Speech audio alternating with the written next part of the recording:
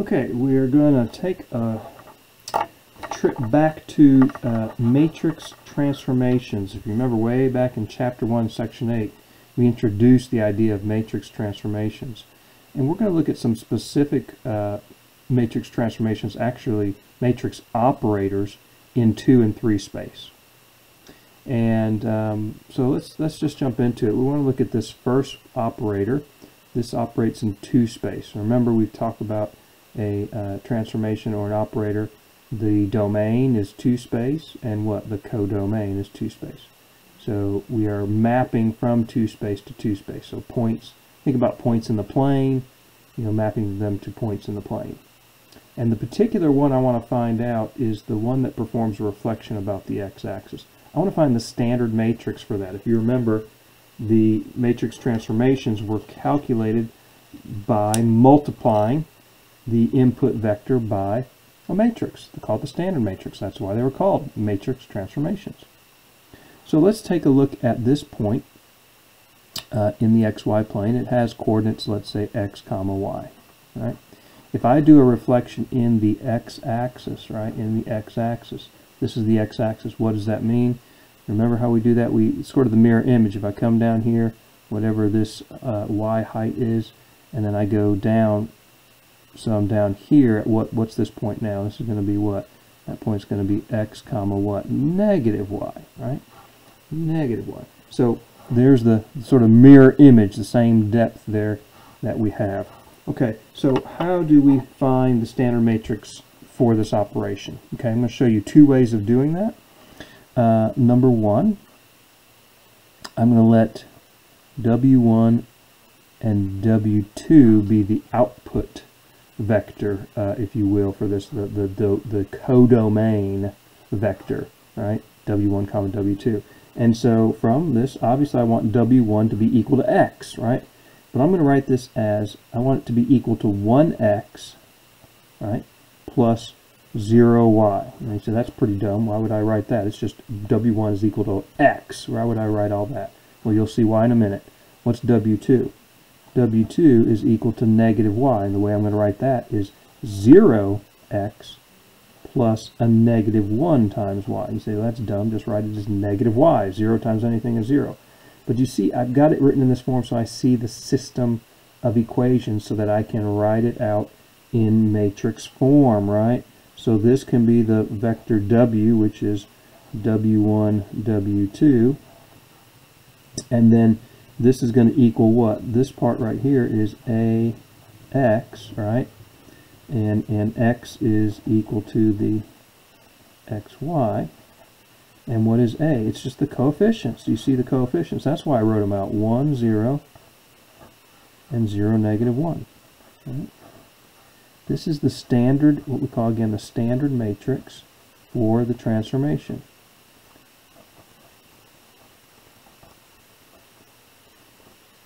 Okay. This is sometimes denoted as T in brackets like that. Okay, so keep in mind that T is not equal to this. T is the transformation, but the standard matrix is that we multiply by this. And indeed, if you can think about it, if I multiply this by the vector x, y, what happens? I get 1 times x, 0 times y, I get x, and then 0 times x, negative 1 times y, I get negative y. So that does the reflection about the x-axis. Now, another way of doing that, if you remember when we were doing matrix transformations way back, this is way back in Chapter 1 again, Section 8 of Chapter 1, 1.8. Another way was we took the image of the standard basis, and we know what a basis is now, so we can talk about that, but the standard basis in 2 space is what? 1, comma 0, and 0, comma 1. Sometimes you call those I and J, right? We call them E1, E2 in linear algebra. So what is the image of 1, comma 0 on this transformation? So if x is 1 and y is 0, I'm right there, right? If I do a reflection in the x-axis, where do I go? I just stay right there, right? I'm on the x-axis. So it doesn't change. In other words, the image of the vector 1, 0 is 1, 0 under this transformation. What's the image of 0, comma 1 though? 0, comma 1 is up here, where do we go? We come down and it goes to what? 0, negative 1, right? That's a reflection in the x-axis there. And if you remember, the way this creates our standard matrix is we take the image under E1 and we slide that in as the column here, right, for our first column in our standard matrix. And we take the second and slide that in, right? So 1, 0, 1, 0, 0, negative 1, 0. Sorry, I said negative 1. I didn't write it down there. That was dumb. Negative 1, right? We said the image 0, 1 goes to 0, negative 1. Sorry for that confusion. 0, negative 1, right? Which goes down in as that. So either way, either of these two methods can be used to find the standard matrix for the transformation. Okay, and that's our goal. I want to do that for several other types of transformations. Sometimes we'll use this technique here, but then sometimes we'll use this technique down here. All right, let's look at a couple more.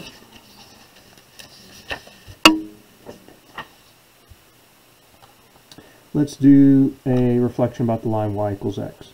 So here, this dashed line is the line y equals x. Okay, and we'll again start with a point, just arbitrary xy coordinates, right? And if I do a reflection in that line, right, so we come up perpendicular to it, whatever distance, and then we bounce up that same distance, and there's the image of that point across that line y equals x. Does anyone know what the coordinates of that point would be? If we start with xy, where do we end up with?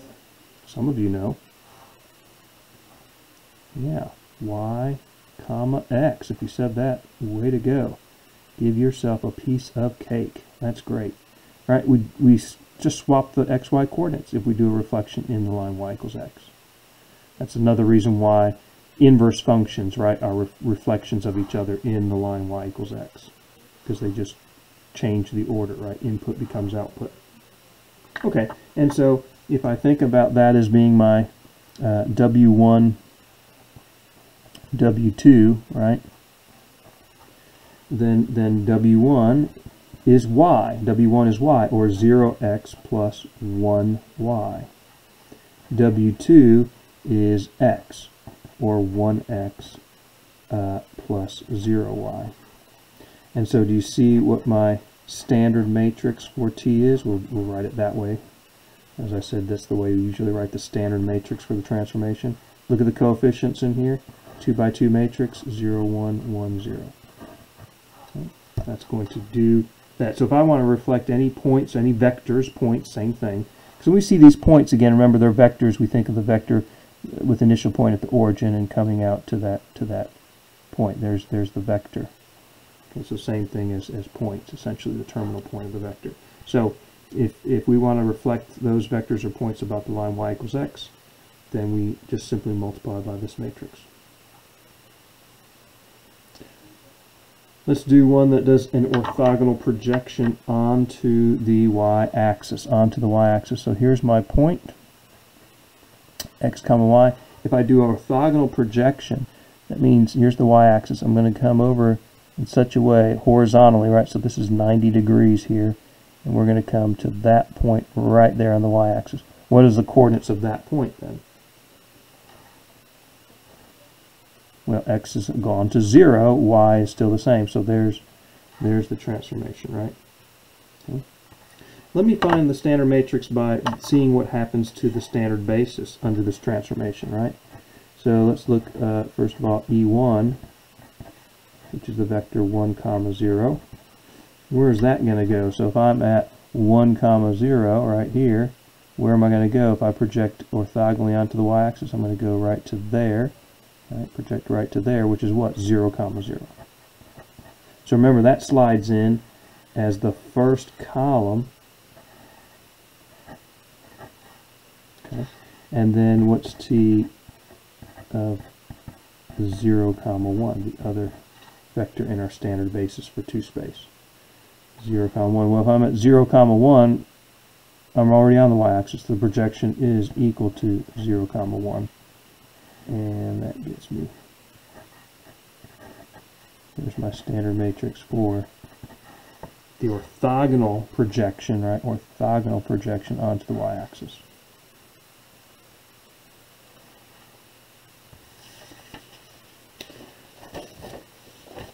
The last one I want to do then is, and again, so keep in mind, if I want to see, what's the orthogonal projection of the vector 3, 4 onto the y-axis. You already know the answer. Right? If I have the point 1, 2, 3, 1, 2, 3, 4, and I project onto the y-axis, you already know the answer.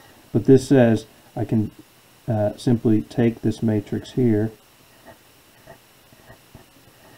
and multiply by the vector 3, 4, which I'll put in a column vector format, so I can do, right, 2 by 2 times 2 by 1 gives me a 2 by 2. Row dot column for the first entry is going to be 0, right, 0 times 3, 0 times 4, and then 0 times 3 plus 1 times 4 is 4, right? Which I can then put in, if I want to put in comma delimited form, right, as we think about points. 0, 4, though, that's exactly what we knew it would be, but this is showing you that that works. Okay. All right. What I want to look at now is a little more interesting and look at a rotation. I want to look at the transformation 2 space that moves points counterclockwise about the origin through a positive angle theta. So the idea is here I have a point or a vector. We'll just put this vector here. Right, and point terminal point x, y. So my question is, if I rotate this through some angle counterclockwise theta, then what are the coordinates of that new point? What are the coordinates of that new point? Well, that's a little tricky. That's not as clear as the last 3 examples. We can't just spout that out, right? But we're going to find out what the coordinates are, and we're going to use a little trigonometry. And what I'm going to do to get the standard matrix for this operator in 2 space is look at the image of the standard basis. So I want to start with E1, right, which is the vector 1, 0. So it's right here. And I'm going to rotate theta. Let's say theta is less than 90 degrees, and so we're going to rotate that through a counterclockwise angle theta, and there's my new point. So my point gets sort of rotated about the origin, right, on that circle of radius 1. Okay, so let's blow this picture up a little bit here. So we've got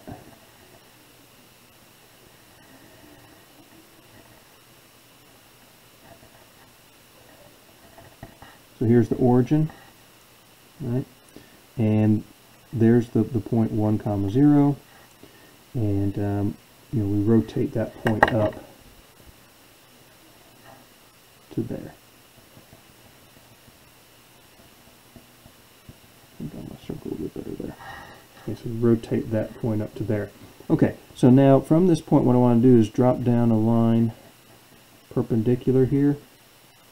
And my question to you is, what is this distance? Because that's going to be the x-coordinate of my new point, right? That's going to be the x-coordinate. And then what is this vertical distance? That'll be the y-coordinate. What are those things? Well, first of all, I want to know what's the length of this. You see we have a right triangle. What's this length right here going to be? Well, it's the same as the length of this line segment, because we're rotating about the origin. We're keeping the same distance. What's the distance this point over here is from the origin? Obviously 1, right? This is 1. So this is 1 length, right? This is 1 length. So I submit to you that you know these other 2 sides. Because we know what? From trigonometry, the cosine of this angle is what? The adjacent side over the hypotenuse. Cosine of this angle theta is the adjacent side over the hypotenuse of this right triangle.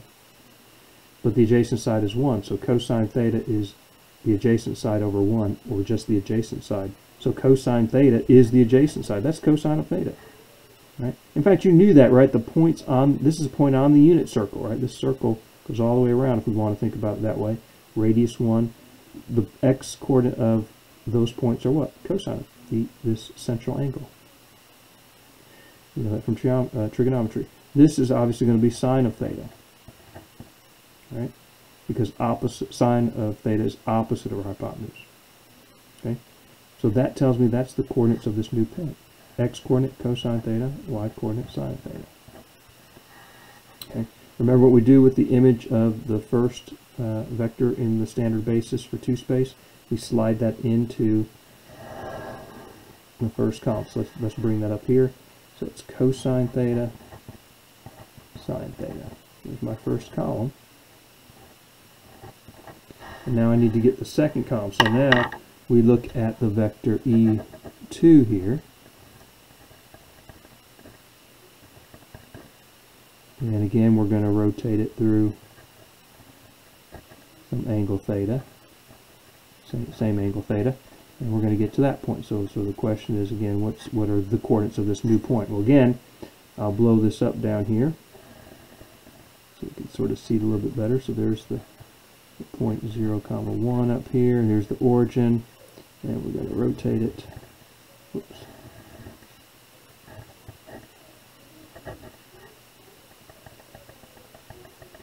So we're going to that point right there. This is theta. Okay. So now we will take a line horizontal from this point to the y-axis, make that 90 degrees there. And my question is, what is that length and what is that length? Because this will be the x-coordinate of this point, and this will be the y-coordinate. Okay. Again, the length of this green line from the origin up here is 1, and that thing's rotating about the origin. So this length right here of this segment is also 1. Well, cosine of theta is adjacent over hypotenuse, so this is going to be cosine of theta since the hypotenuse is 1. Sine of theta is opposite over hypotenuse, so this is sine of theta. So what are the coordinates of this point right here? What are the coordinates of that point? What's the x-coordinate? Be careful. X-coordinate is not sine of theta. Think about where we are. Here's the origin. Where are we moving? This way. This is minus sine of theta, so be careful. The length is sine of theta, but the x-coordinate is negative, right, as I've got it drawn. So real important that we've moved into the x-coordinate being negative. The y-coordinate here is what? Cosine theta. Okay. So that now is going to go in to my second, right?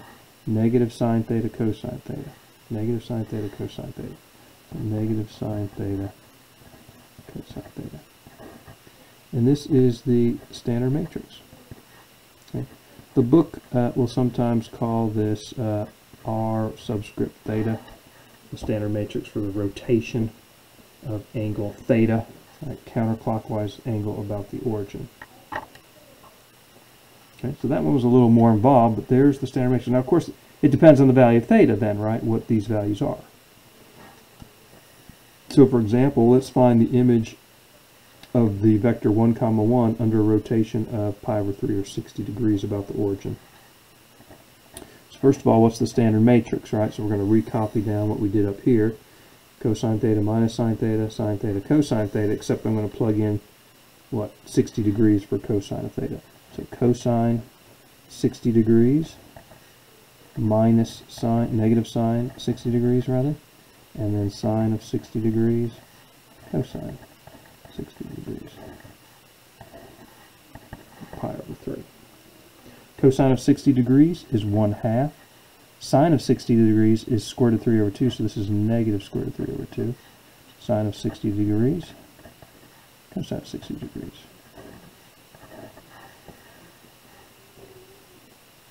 Okay.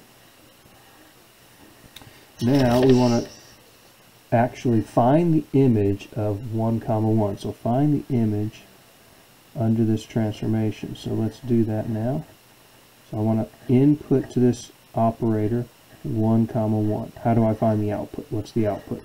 I multiply by this standard matrix, right, which is 1/2 negative square root of 3 over 2, 3 over 2. And then multiply 1, 1. I'm going to write that vector in column format, so I can do this, right? 2 by 2 times 2 by 1 gives me a 2 by 1. And remember, I take the first row, dot it with the column, so I get 1/2 minus the square root of 3 over 2. All right, 1/2 times 1 is 1/2, negative square root of 3 over 2 times 1, plus a negative square root of 3 over 2, or minus. this row dotted with this column gives me square root of 3 over 2 plus 1/2. Okay. So this is 1 minus the square root of 3 over 2. This is square root of 3 plus 1 over 2. Let's approximate what that is about. That is approximately equal to negative 0.37 if you approximate, and 1.37. And so what is the image under this according to this analysis? It's about negative 0.37 comma 1.37. Okay, so that's a neat little thing because it's not intuitive like the other cases we looked at. Where the image would be, doing a reflection on the x or y axis, doing an orthogonal projection onto one of the axes. That's a little bit easier. Okay, our textbook. I'm going to grab that just a second. Our textbook has several more of these, and I want you to just look in section 4.9 in your textbook, if you would get the chance to look at the ones we did as well as some other basics matrix transformation. And as the book says, these are important in areas of like computer graphics, and so if you're trying to do some computer graphics, and then one simple way of doing that as a beginning, this is sort of tip of the iceberg, is to do these operations to move points and create those graphics. Here's we did the reflection in the x-axis, right? And this was the standard matrix that we came up with. You can also do a reflection about the y-axis and reflection about the line y equal x we did as well. Right? So these are operators in 2 space. But we also have operators in 3 space. So what would those operators look like in 3 space? Then we can talk about, let me move this.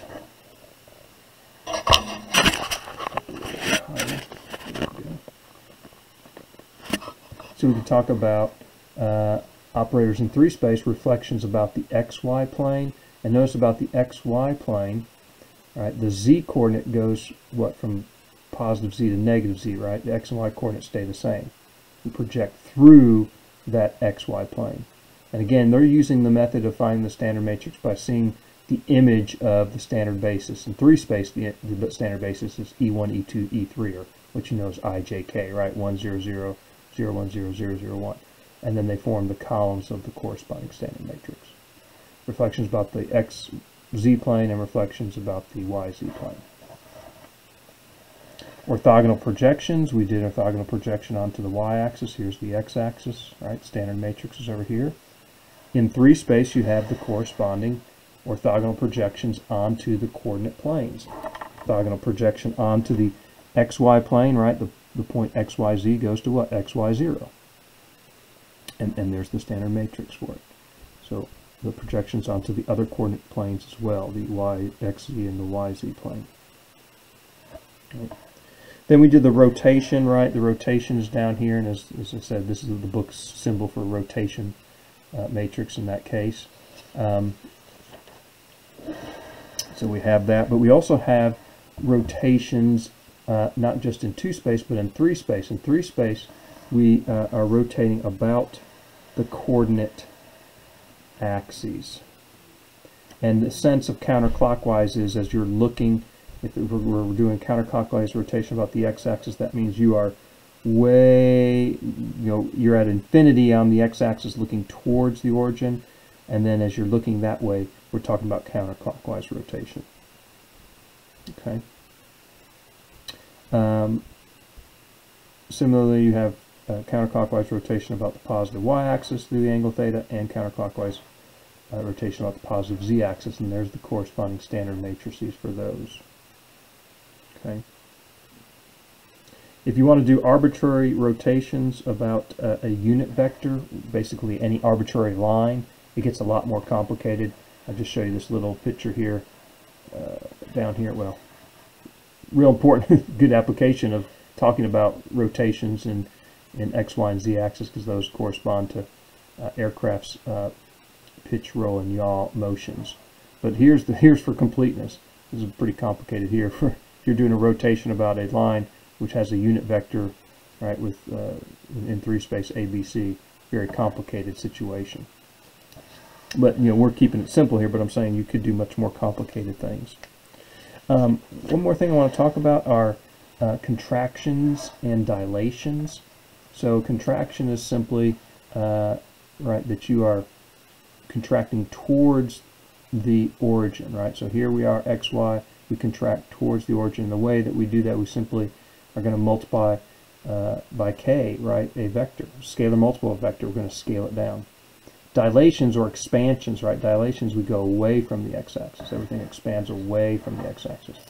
The standard matrix is the same either way. It's just the value of k for contractions is between, what, 0 and 1. For dilations, it's greater than 1. And same thing in 3 space. It's just, a 3 by 3 matrix instead. Okay. There are some other types of transformations, operators rather, in 2 and 3 space we can do. Here's some in 2 space where we have compression in just one direction, the x direction, with a factor of k, or in the compression and expansion, excuse me, in those in the x direction or in the y direction. You can sort of see the resulting shape of things in the standard matrix for those. We also have shear in the x direction, shear in the y direction, and so on. So there's lots of other things you can do, and we won't go into Chapter 4, Section 11, but Chapter 4, Section 11, sort of summarizes all the geometries and looks at all the different things you can do. If you're into vector graphics and moving stuff around, you can play around with those things and have fun with Albert Einstein's face, apparently. But at any rate, what we're going to do, so I do want you to be able to come up with these operators and know how to use them, so make sure you work through the homework in the section of the book.